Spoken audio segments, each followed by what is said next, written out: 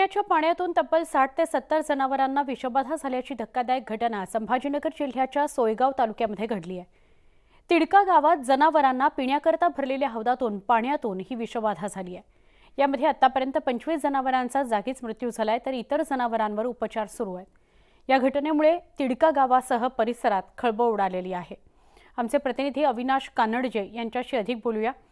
अविनाश, हा सगळा काय प्रकार आहे? 60 ते 70 जनावरांना विषबाधा झालेली आहे।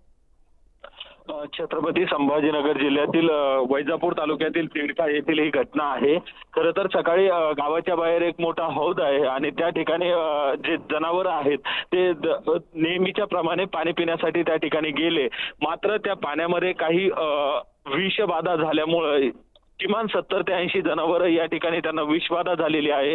तर 20 जनावरांचा आतापर्यंत मृत्यू झाल्याची बातमी समोर आलेली आहे। तशी अपडेट वैद्यकीय पथकाने दिली आहे। तर वैद्यकीय संभाजीनगर असेल किंवा मग शिल्लोड हे संपूर्ण वैद्यकीय पथक आता त्या गावामध्ये ठाण मांडून आहेत। बाकी जनावरांवरती उपचार चालू आहे। मात्र आपण जर कशामुळे घटना घडली आणि का घडली याची जर माहिती घेतली तर स्थानिकांचं असं मत आहे की एखाद्या माती फिरूने जो युरिया असतो तो युरिया त्या पाण्यामध्ये धुतला किंवा तो जाणून बुजून त्यामध्ये टाकला आणि त्यामधून ही विषबाधा झाली असल्याचा संशय सध्या तरी व्यक्त केला जातोय। मात्र आरोग्य विभागाची तपासणी आणि पोलीस सुद्धा यावर संपूर्ण तपासणी करतात। तर हौदातलं जे पाणी आहे ते सुद्धा आता तपासणीसाठी त्याचे नमुने पाठवण्यात आलेले आहेत। ज्यावेळेस त्याचा अहवाल समोर येईल त्यावेळेस अजून स्पष्टता यामध्ये येईल। नक्की, धन्यवाद ही माहिती दिल्याबद्दल। घातपाताची जर शक्यता असेल तर त्या दृष्टीनेही तपास व्हायलाच हवा आणि काय नेमकं समोर येतं हेही बघणं महत्त्वाचं ठरणार आहे।